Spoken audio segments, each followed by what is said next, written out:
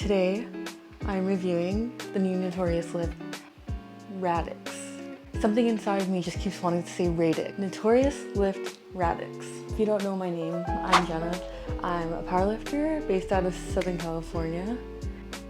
And that's about it. Technically, this video is not sponsored by Notorious Lift, although I do consider the boys at Notorious Lift to be my friends, and I got an early access to the shoe. They didn't tell me to make this video. Anything that I'm saying in this video is all my own opinion and just my opinion from my experiences alone. Today, we'll go over the new shoe overall, my experience lifting in them for the past week and a half, and I'll go over some questions that you guys have asked on my Instagram. To start, so bright. I don't love touching the shoes after I've used them. Here are the basics. So of course the main difference is that we now have laces on them. All other Notorious lifts in the past, we've had one strap, we've had two straps, and now we've got no straps. It feels like we've gone full circle. We've gone from lifting in shoes like Converse, Vans, to lifting in slippers that were like super minimal. The ones I'm thinking of are like Strength Shop slippers, the OG Notorious lifts that had basically nothing on them. It was just the flat sole. And now we're back to a shoe. We have a super thin sole. So the sole on the SSG3s was thin to begin with, but the sidewall looked a lot bigger, so everyone thought it was like standing on a platform, but really they were really thin. These are 20% thinner than your leading barefoot shoe that may or may not be referencing the Vivos. 25% lighter than the last more popular powerlifting shoe. It may or may not start with an A. We have new traction on the bottom. So it has a similar pattern, but now it's designed a little bit differently where it's, I don't even know how to describe this, it's sectioned off into separate pieces. So instead of just being one entire piece like this, now each little part is sectioned off. This really helps with sumo because if you're digging yourself into the floor, it's going to basically suction into the floor.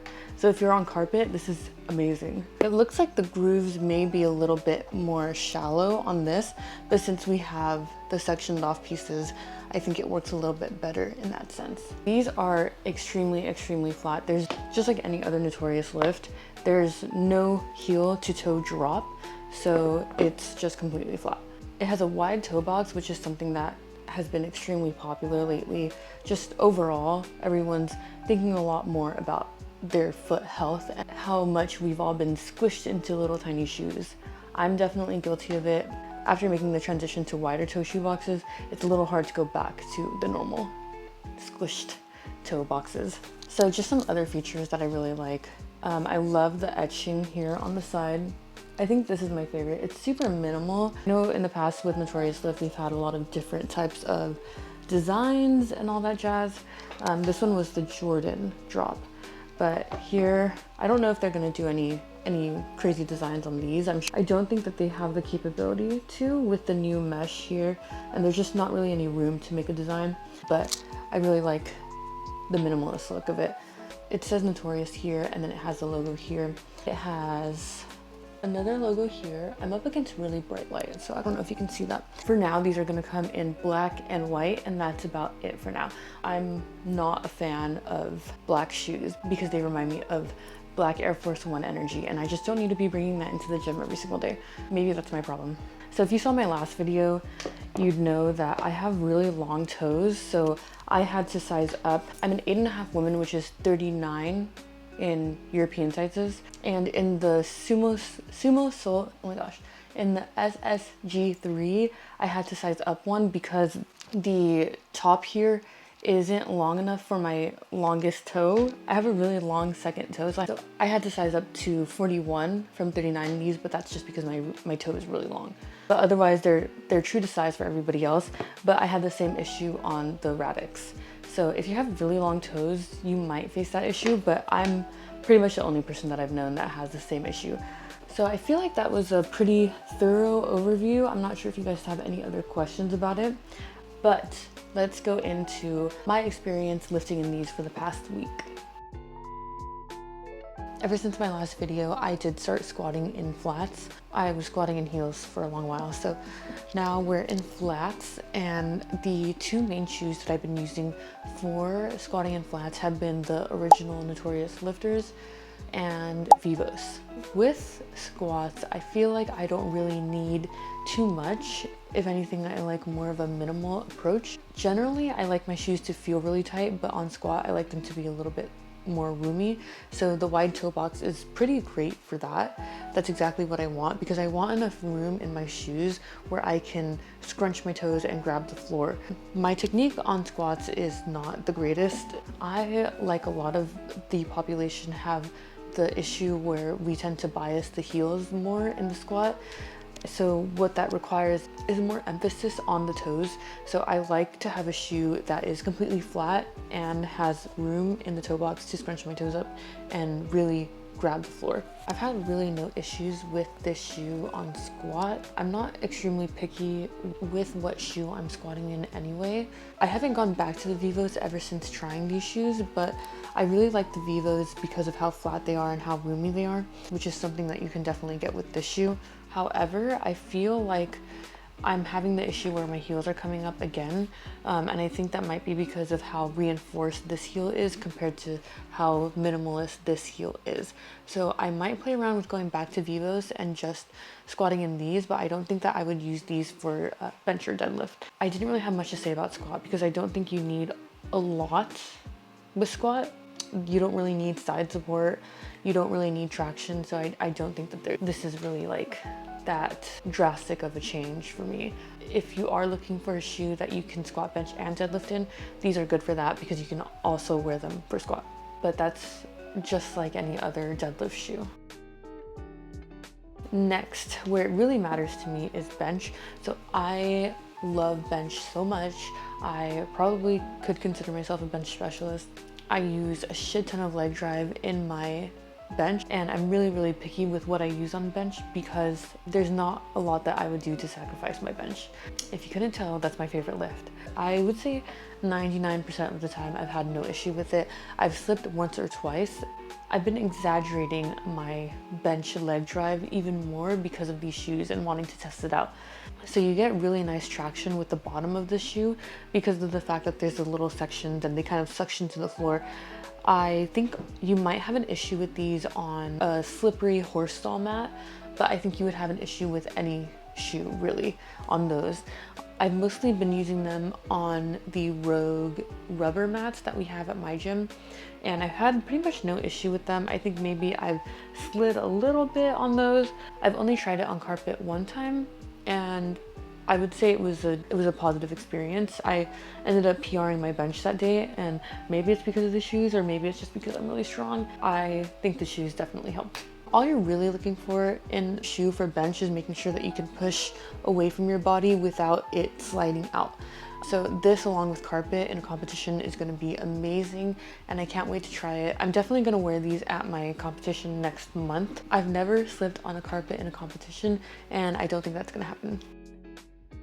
To go with conventional, I have done like RDLs in them, I've done accessories in them, and they're fine. Like they're exactly what you would expect. They're flat. I don't know what else you really need with conventional other than having no heel on them, just being completely flat. You don't really need traction with a conventional deadlift either. And then they have the wide toe box, so you're not feeling squished. On sumo deadlift, I have been enjoying these 100%. I have always been a fan of the shoe feeling really tight against my foot, just like the SSG2. Even after the SSG3 came out, I was deadlifting in the SSG2 because of how tight it felt. I think I'm actually, at my last meet, I did compete in the SSG3 because it didn't feel much different to me. Like I felt like I could go back and forth and have no issue, but I'm definitely deadlifting in these for my next competition. I love the laces and how tight it can be against the foot. The sidewall on this compared to the SSG3 is not one width all around, or one height I mean, and then you have a similar side support as the SSG2. I don't think there's any difference with the amount of support that you get on the side. So I think this is just a really good shoe for feeling supported. I'll compare it to other shoes that people deadlift in the next section of this video, but for now, all I have to say is that you'll get a lot of side support with these. Absolutely no slipping here. On my deadlift, I really push hard through my feet. I haven't had any issues slipping with these. Generally a really supportive and structured shoe.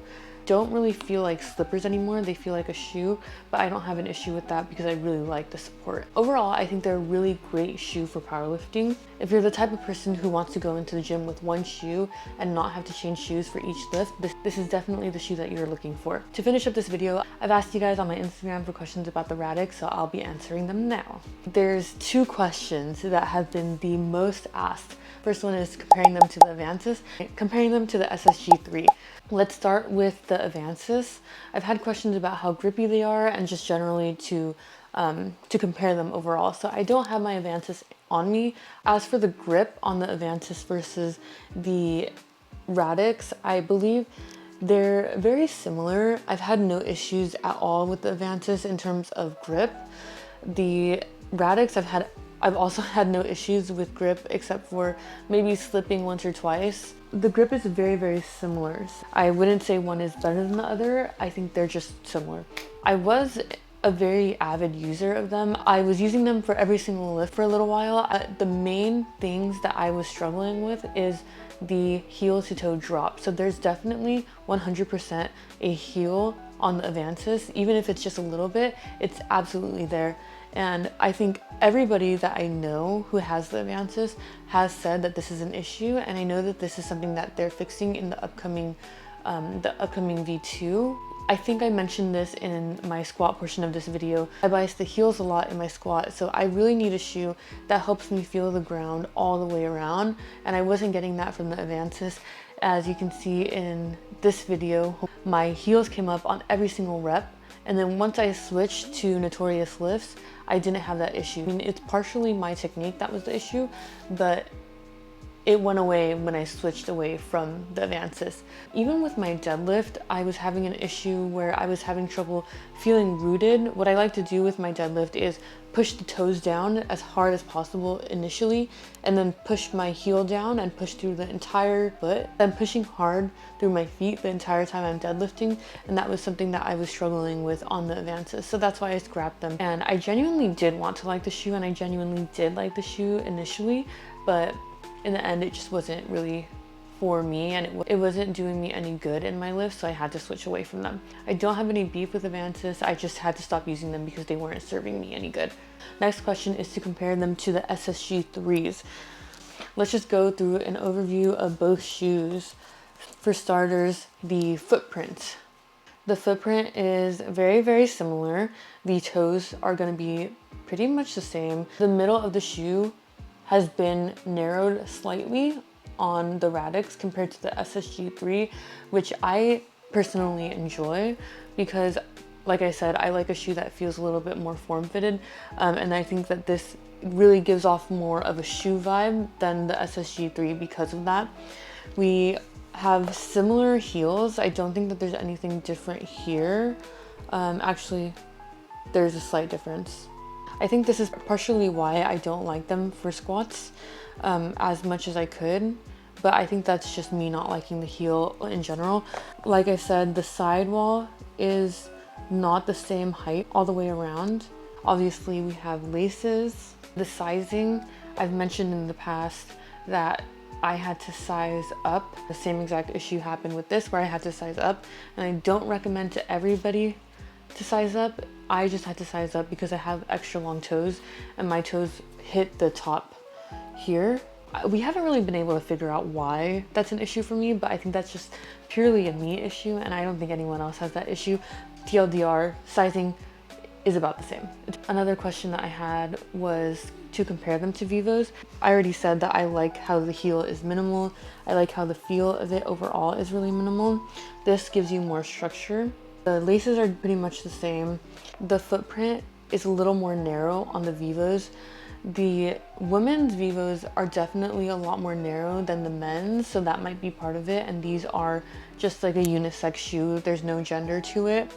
I like both of them. I've used this for bench and deadlift, and I don't like it for bench and deadlift. I don't think it has that much traction on the bottom. I think if you're benching in these on carpet, it's fine, but I wouldn't bench in these on any other surface. I would never sumo deadlift in these. I don't know why people sumo deadlift in this. There's no side support whatsoever. This is way better for bench and deadlift because it's just more structured. It has more traction on the bottom.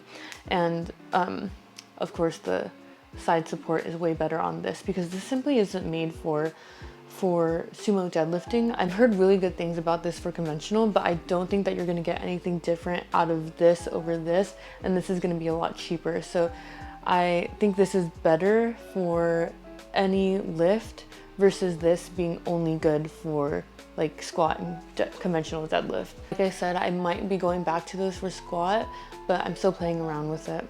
It's only been a week for me, but I wanted to get this video up before the drop happened, so that's why I'm not like certain yet. Are they worth the price? They're gonna be $99.99, just under $100. No discount codes either.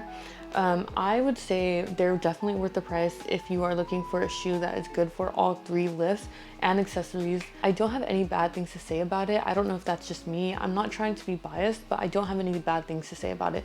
And $100 is a pretty common price for a shoe these days. So I think that is a very competitive price, and I think you'll get a lot of value out of these. Do they feel more like a shoe or a slipper? These definitely feel more like a shoe versus any of the other Notorious lifts in the past. The SSG3 was somewhere in between this and the original Notorious lifts. These are definitely more of a shoe, especially because the laces, how structured the heel cup is, and I think just the overall shape gives me shoe vibes and not slipper vibes. I think that's about it.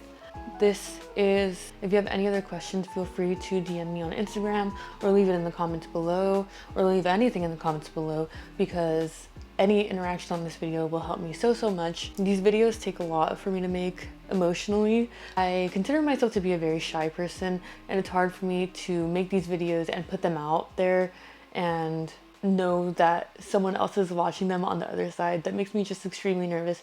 So yeah, any interaction with this would help me a lot. Just if you could leave it a like and a comment, and if you subscribe, that would mean even more to me. I would also like to know if you guys are interested in any other videos in the future, because I want to get more comfortable talking in front of the camera, and I want to get more comfortable uploading videos regularly because it's something I enjoy, although it makes me very nervous. My t-shirt for today is the youngla for her compression tee. Damn, this is no pump. Code FITNESSINGG to save 15% and help support me. I don't have a code for Notorious Lift. They don't do affiliate codes at all anymore, and they also don't pay me, and I'm not like a sponsored athlete. But anyway, that's all I have for today. Again, feel free to like, comment, and subscribe, and I'll see you guys next time.